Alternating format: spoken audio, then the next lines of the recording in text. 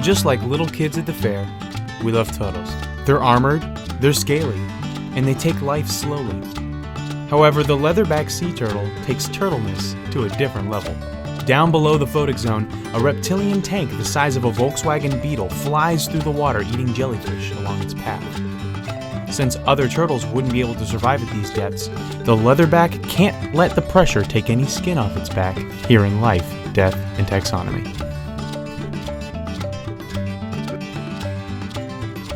Welcome back to Life, Death, and Taxonomy. It's 30 minutes of interesting animal info for you, the listener.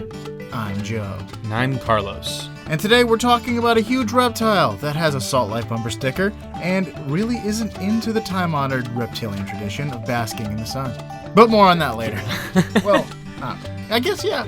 Yeah, we're going to talk about that a little bit. If you want to talk about it, it's not on my list. Bumper sticker. Well, yeah, we're talking about the leatherback sea turtle. Yeah, one of the best sea turtles. Yeah, it's one of my favorites. In now terms that of I've just overall quality. Yeah. A+ sea turtle. Yes. It's also known as the lute turtle, the leathery turtle, and just the luth. That's it? So that's what we're gonna call it. What we're gonna call it here is a shell of a sea turtle. Oh. No, I won't. Should I cross that one out? Cross it out. Okay, never mind. What we're gonna call it here is Duluth, Minnesota.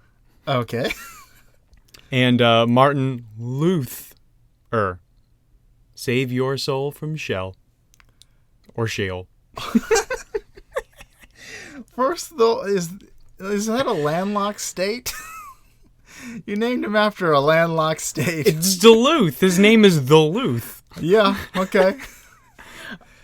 No, I didn't name it after a landlocked state. I named it after a city in a landlocked state. You could have called him the Super Luth. It is also the land of 1,000 lakes, so, or 10,000 lakes, or something like that.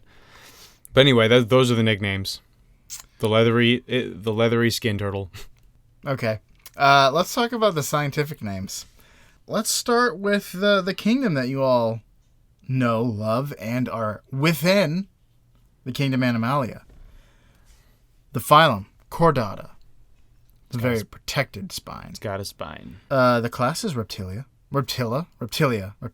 Nothing is Reptilia. Nothing. Not even a song.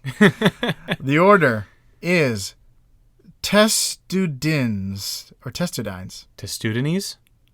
I guess that if that's a Greek god, then yeah. What? That sounds like a Greek god. Testudines? The god of tests. The exam god. The demigod of exams. Testudines. Suborder. Oh, Testudines is all turtles, by the way. Okay. Cryptodyra. The suborder. That makes sense to me. The family. Here we go. Dermochelidae. I bet that means some kind of skin. I bet it means leather skin. You're not wrong.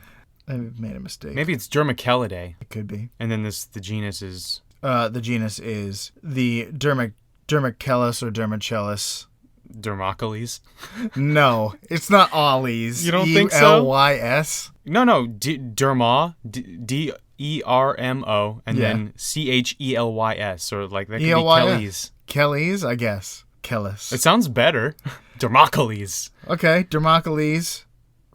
And the species name is... The binomial name is Dermocles coriaca. Or Coriaceae? Coriacea? I don't know. I don't know what the C and CH are supposed to do in Latin. Well, we can never find out.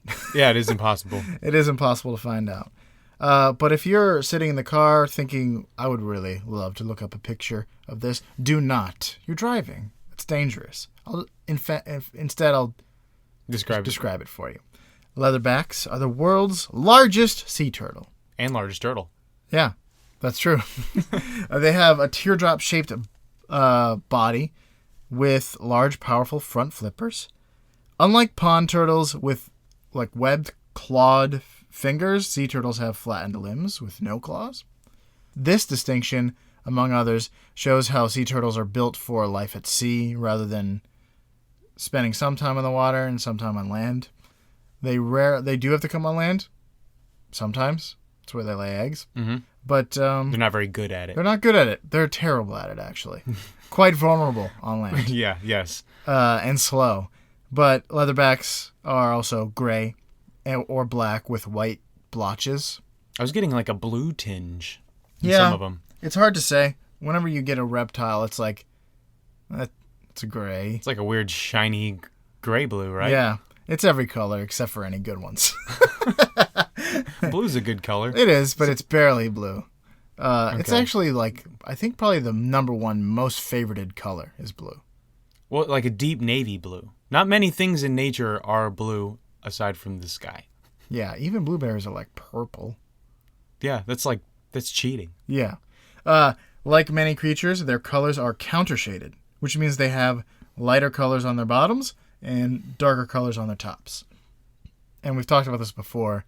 It's so that if you're looking at them in the water from above, they blend in with the darkness of the ocean abyss. And then if you look at them from below, they blend in with the light from the surface. Like a great white shark. Yeah. And a lot of other things. Yeah. Pretty much anything that swims in the open ocean is usually counter-shaded. Reef fish aren't because they don't. They're just all about the colors. There's safety in numbers there. Yeah. Also jellyfish. Safety in rocks as well. I said that they were big, but how big are they? There's only one way to be able to convey this. Can we just be satisfied with a really big and then just move on? No, we need to explain to the listener exactly how big in extremely relatable terms. Or just extreme terms. Well, that brings us to the listener's favorite part of the show, the part of the show where we relate the animal size in relatable dimensions. You've said relate a lot. Yeah. Well, it's a good word. And how is this introduced? It's introduced by you, the people. It's an episode of the people. In order to form a more perfect podcast. Yes. Establish their favorite part of the show. In this week, we are introduced by listener Cameron, and he's about to take it away. Without further ado, the listener's favorite part of the show. Measure up. Excellent work. Excellent echo. Yes, thanks for saving me some time in editing E and providing your own echo. E+ for echo. E is higher than A, by the way. Yeah, it is. It's not where you'd think it would be, where it has been omitted from. Yeah. That is so weird. Yeah. E sounds like excellent, and we didn't want it to be right after D. F sounds like fantastic. It sounds just like fantastic. When No. you say F, I think, did you just say fantastic? Did I get a fantastic on this test? Phonetically the same. Did Testo Ocules give me a F for fantastic? Testudinis? Yeah. Give me an E for excellent. Let's get right into it. Let's talk about the total length. It's between 1.8 and 2.2 meters, or 6.0 and 7.2 feet. It's a long boy. It is. Let's call that an even 6.6 feet. It's nice and even. Yeah. I mean, it's at least 6.6. Not 6 feet 6 inches. 6.6. Oh, gosh, it's like 6 feet 7.5 inches or something like that. So how many leatherbacks go into the distance between the mouth of the Maumee River in Ohio and Turtle Island in Lake Erie? Here's a hint. Turtle Island is named after a chief of the Miami tribe whose name is impronounceable by me. So I'll put it on ldtaxonomy.com, and you can read it. But he's nicknamed Little Turtle by Americans.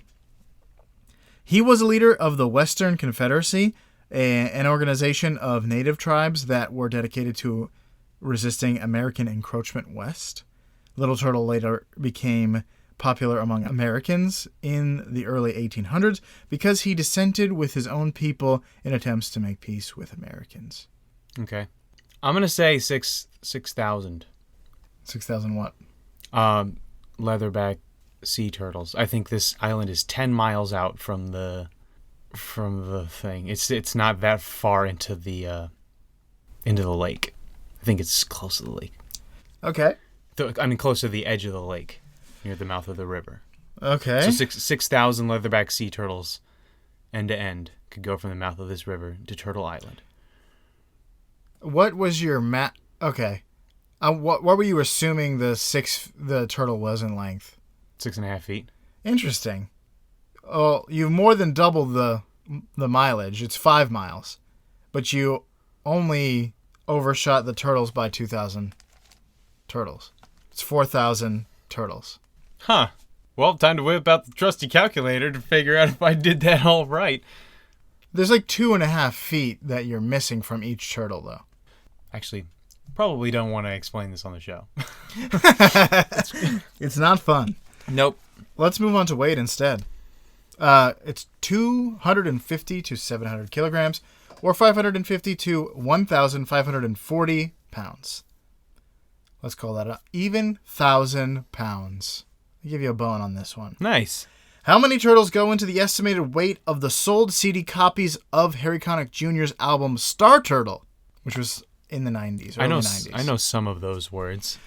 Okay, so I'm going to level with you here. We're assuming so much with this question.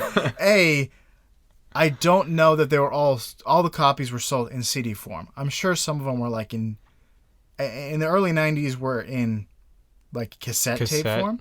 But we're going to call them CDs. Also, I have zero idea as to the exact number of CDs sold, and no one knows. All you know is how much a CD weighs. No, all I know is that it achieved gold status, which is a certain amount of CDs. Or a certain amount of sales. Platinum is like higher than gold, I think. It could be. If I'm rating this based on Pokemon standards. So after that, here's the hint. The album cover features a man who I think is Harry Connick Jr. Lying face down next to a tortoise on which he painted a yellow star. So he's wrong. Yeah, don't draw on animals, please. I mean, unless you can wash it off easily.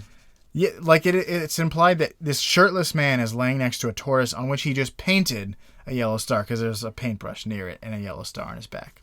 So he was like a Dr. Seuss, like star-bellied Sneetch? He was, but it was a star-backed tortoise. Okay. I don't know. $1 million? $1 million sounds like gold. And I think a CD weighs 1/10 of a pound.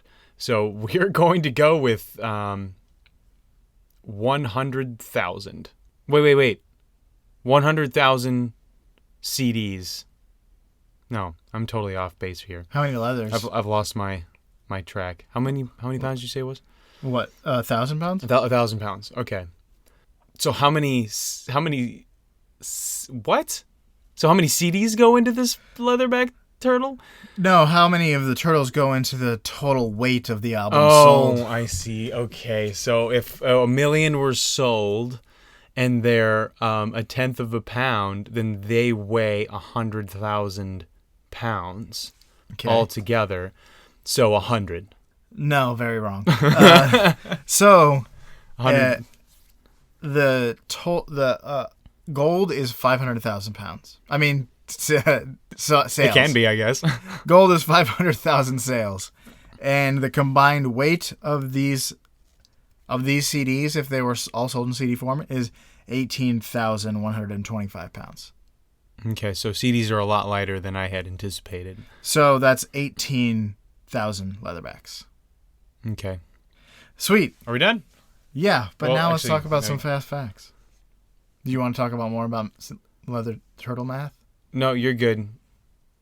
Okay. I thought it was my turn to talk. No. Leatherbacks can be found all over the world's oceans, especially in temperate waters, but they can be found in even cold waters. They spend most of their time in the pelagic zone, which is the open ocean. That's what the pelagic zone means. Yep. But they can also be found close to beaches that have short drops to deep water. That's their favorite kind of beach. And they avoid beaches with barriers like reefs and dunes. Reefs? Reefs. Christopher Reefs? It's not like roofs. An individual can migrate thousands of miles each year while following prey. One study found they followed a single turtle that traveled 12,000 miles in 647 days. So a little over 2 years, a little under 2 years. 12,000 miles, not bad. Yeah. Leatherbacks like to eat squid, jellyfish, and other soft-bodied organisms that can be found floating around the open ocean. They like those pelagic soft snacks. That sounds delicious. Like a salty, what would that be? A salty... Pelagic soft snacks? Yeah, a soft cracker. Like an oyster cracker. It's weird that like gives no description as to the type of snack. I would be apprehensive. It's like, what kind of snack is It's this? like a soggy oyster cracker. During the day, they hunt in open waters, and at night they move closer to shallow water, which is consistent with a jellyfish's daily movement. Okay. They will follow jellies into cold water even, and one was seen actively hunting in water that was 0.4 Celsius or 32.72 degrees Fahrenheit. That's some cold water. Nearly freezing. If you get eaten by a leatherback, you really have no hope of escaping, and here's why. Their esophagus is covered in downward-facing spines that help keep prey from swimming back out. An esophagus covered in spines like a sarlacc pit. It is, yeah. The mouths of turtles are often crazy. Like, look at the mouth of certain snapping turtles. Insane town. I do not want to go anywhere near that. However, if you've seen a cnidarian floating in the water, but they, you know that they look like a clear plastic bag. Uh-huh. So the problem is there are clear plastic bags in the ocean. Plastic debris often makes its way into the ocean, and it can easily be mistaken for a tasty morsel for a sea turtle. By a sea turtle. Plus, their spiny esophaguses, I'm pretty sure. Probably mean that once they swallow a bag, it stays swallowed. And then it takes like 150 years to dissolve or whatever. And that's how long the sea turtle lives. Yeah. And then the plastic bags can often become lodged in their digestive tract. So, worst case scenario, everything gets blocked up and they do not survive. And then best case scenario, it gets lodged in there and it slows their absorption of nutrients. It's not a good situation and they slowly starve. So how is that the best case scenario? If it gets lodged in their intestines, I'm saying. Slow starvation is the best case scenario? Best case scenario is they don't eat the bag. Or it passes right through. Yeah. So, switching gears to something less sad. It's difficult to climb out of the water and bask on a rock like other turtles when you live in the open ocean. So, as a cold-blooded creature, they need to regulate their body temperature in another way. They are able to regulate their body temperature endothermically, like the rubber boa. We talked about this before. Like we can. Kind of, but not like we can. But we can... We can do this endothermically, but they do it in a different way. Yeah, but we're both endothermic. It's yes. something that we and the leatherback turtle have in common. So endothermic means you regulate your body temperature. It is independent of your environment. Right.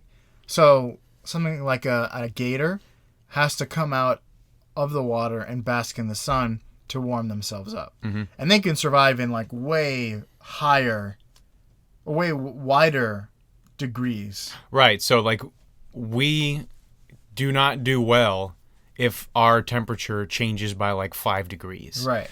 But for them, for these ectothermic animals, they can survive 20, 30 degrees. Yeah, a large range. But we operate endothermically by something called our metabolic rate. So our metabolism, when we eat food, goes through processes that create heat. Mm-hmm. So our metabolic rate is high, so we're warm. There's more science to it, but for the sake of this podcast, I'll just leave it there. But they studied the leatherback sea turtle and their metabolic rate and found that it wasn't much different than other reptiles of their size. So they knew that wasn't how they were doing this. Instead, they their resting metabolic rate wasn't extremely high, so instead they just don't rest. They spend 0.1% of their day resting. Otherwise, they're moving, swimming, hunting all the time. So that muscular movement creates heat by burning calories. So they maintain their body temperature by moving a lot. So they must have to eat a lot. Yeah. Because not only are they the size of a small car. They weigh 1,000 pounds and they're 7 feet long. Think about a turtle that's that big. I don't want to just brush. Measure Up got lost in the math for a second, but we're talking about the biggest turtle ever. Please, you're preaching to the choir now. They're like, we know exactly how big it is. Measure Up. You should have said how many 1975 Volkswagen Beetles are. Well, how many leatherback sea turtles could go into that? Only and the answer would have been 18,000 leatherbacks go into all of Harry Connick Jr.'s Star Turtle album sales. I already, I've never heard of this before, but I already know that I'm not going to like that music. I listened to it. It's not good. It's very boring. In the Harry Connick Jr. is most famous for his When Harry Met Sally soundtrack. Is it boring like Beck? It's different. It's like funk and jazz. This particular album. He's more famous for covers of It Had to Be You, that kind of jazz, swing jazz. Okay. He's like the Michael Bublé of the 90s. But way less interesting than Michael Bublé. Yeah, he's got very subdued vocals. I don't want to hate on Harry Connick. He's pretty big. I'm sure there's loads of people that this particular album was kind of boring. Sufjan Stevens level of boring. You're not going to find anyone who agrees with you on that because they either have no idea who that is or they like him. Anyway, so not only is this thing enormous, but it also has to be constantly moving in order to regulate its body temperature, so it's constantly burning the energy that the food gives it. So yeah, it must need to be constantly chasing food, which I guess that's what it does. It's traveling 12,000 miles every 600 and something days. Right. That's crazy. Yeah. That's all I got for Fast Facts. Well, then it's time for the major fact. And it's not just the fact that this thing is huge or can regulate its own body temperature or travels 12,000 miles in 600 days. No, we talked about those things. Yeah, we already did that. Or it's got a spiny star pit esophagus. Yeah. That stuff's not interesting. No, but I want to talk about the shell. It's a leatherback. They actually Dermocles. Is that what we landed on? Sure. Dermocles coriacea. That means leathery skin turtle. Literally in Latin. You knew the whole time. I did know. Well, it's dermo. It pretty much I knew says it was skin, but I don't know anything about the word for leather in Latin. Yeah, well, so leathery skin turtle. Most turtles have a hard bony shell that covers most of their bodies. Most freshwater turtles can even retreat inside their shells. And I saw a diagram of how this happens, and it's wacky. Because their spines arch inward like a snake. It bends in half as they... Like a dog who's about to throw up? No, like a snake. Okay. Like a snake that's curving into an S shape. So its spine is straight, looks like normal, but then it curves into a backwards S when it brings its head inside. Okay. And then it kind of tucks, its bones have to all tuck in together. It's not like there's a lot of room in there for it to move its limbs and head in. It actually has to kind of finagle its bones I inside. assume that its neck was just is telescopic. Toy lightsaber. It's a telescopic thing. Yeah, also, you could say telescopic, or you could say toy lightsaber. the two words that start with a T. You could use a smart term if you want, but I prefer to use the relatable term. You're all about that relatable today. The spines arch upward and along the top of the shell. So I always thought for some reason it kind of ran through, there was some sort of flat pancake skeleton, and then they just had this big housing around them. But really, they kind of their skeletons look like a cat that's in defensive hissing stance, like with its back all arched. But that's just like a dog that's about to throw up. That's just sure. But those are freshwater turtles. Sea turtles can't retreat into their shells. Uh-huh. And Duluth doesn't even have the bony shell that we've all come to know and love. As the name implies, the leatherback has a shell covered in skin. Leathery, rubbery skin. I've seen rubbery and leathery both as descriptions, and I don't see how it can be both. They're proficient in light armor. But like, you think of feeling something that's leathery, the word rubbery doesn't really come to mind, does it? I don't feel like they're so far apart that it bothers me. I don't know. It just seems like a weird... one or the other. Pick one. I guess. But like a rubber tire versus leather. I can see that. But I would never... Like a rubber ball? No. But like a tire? I could have a leather tire. Sure. It's the first puddle you run through, it's toast. Yeah. So... My suede tires, no. They should not have had tires made out of paper mache. But so the leatherback has 7 bony ridges that go vertically across its back. That run from like its head region to its rear region. There are planes like rostral or something like that I could use. I don't remember them. And there is and these ridges are called osteoderms, which all turtles have. They're kind of, it's like actually means bone skin, osteoderm. Yeah. And it's kind of, it refers to scales, and it refers to kind of the inside of a turtle shell. But most turtles have a keratinous. Yeah, but guess what it isn't? It's not beta keratinous. There's no beta keratin. It's just in a sea turtle. It's just keratinous. In the sea turtle scales. Other reptiles have beta keratin in their scales. Yeah, these have alpha keratin. They're on top. They're just better. I told you, they're the best in quality. In quality, that's best bang for your buck. Yeah. But so the leathery skin is stretched over these ridges, and so what it makes for is a very I almost said hydrophobic, but the answer is hydrodynamic. Okay. Turtle, the most hydrodynamic turtle. So that makes it the fastest reptile in the world. Yeah. In the 7 seas and the land in between, the land betwixt. If you would have asked me before doing this what the fastest reptile is, I would have been like, don't know, don't really think about it, but it's definitely not a turtle. It's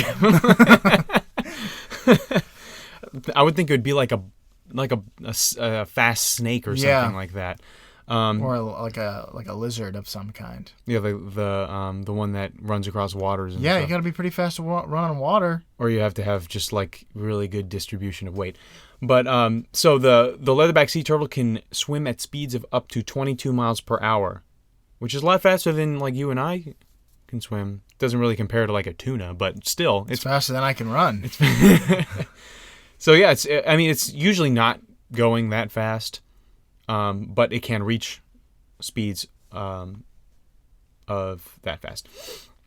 But the leatheriness of its shell also allows the leatherback to dive to depths of over 1,000 meters, which is 3,200 feet. And for reference, the sperm whale dives to 3,250 feet. Yikes! And actually, there's been recording of a leatherback going, I think, 1,250 meters down, which is like over 4,000 feet. So the sperm whale makes its like super famous, but now like super overhyped dive all the way down to the depths to go fight giant squid, and the leatherback sea turtle's just cruising right on past it, down below where light can reach. Well, I mean, as a mammal, that's pretty impressive. Yeah. They both have to hold their breath, though. Yeah. So other turtles with their hard, bony shells would explode at that pressure. It's too much. Like because their shells don't bend; they just break. But the leatherback sea turtle, the skin that stretches over it can condense down, and it can stretch out depending on where it needs to be. So old Martin Luther, its skin goes under a reformation of sorts. I hear that.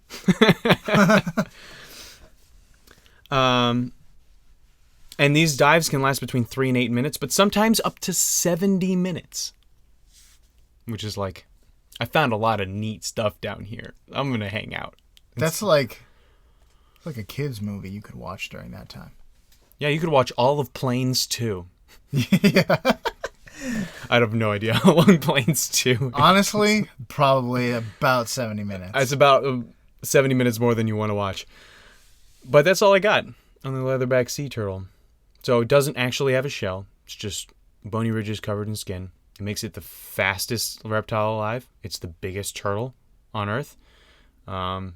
It can also regulate its own body temperature. It's sometimes blue, which is crazy. And it can hold its breath for 70 minutes. Dive down to 4,000 feet. He's getting my nomination for best turtle. Me too. Yeah. Soft shell turtles are pretty cool too, though. True. But I don't think also snapping boys. Yeah, maybe we should do that someday. This is our first turtle. Did you know that? Now I do. Yeah. I was like trying to think. I was like, oh, we've probably been here before. No. Turtle numero uno. How could we have never done a turtle? For shame. Most of them are pretty similar. But turtles be cool. They're an armored reptile. That's neat. Yeah. This is a 1,000-pound tank that moves at 20 miles an hour under the ocean, 4,000 feet under the water. So, for you out there in Podcastia, go for a swim. Unless you're in Western Australia. In that case, there's irukandji jellyfish all over the place. Spend some time on the beach and explore new depths like the leatherback sea turtle in life, death, and taxonomy.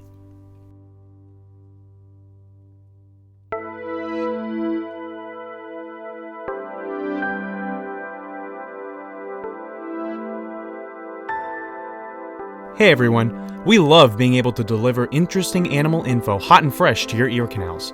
But we need more ear canals. Statistics from a study I made up show that people usually subscribe to a podcast based on recommendation alone. So get out there and tell your loved ones, or just people you like as friends, all about this show so that we can keep spreading the joy of animal knowledge to the furthest reaches of this fascinating little blue marble we call home. Thanks for listening, and we'll see you next week.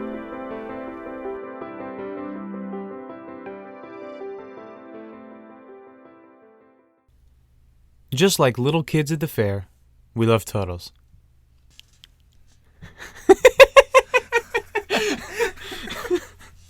All right.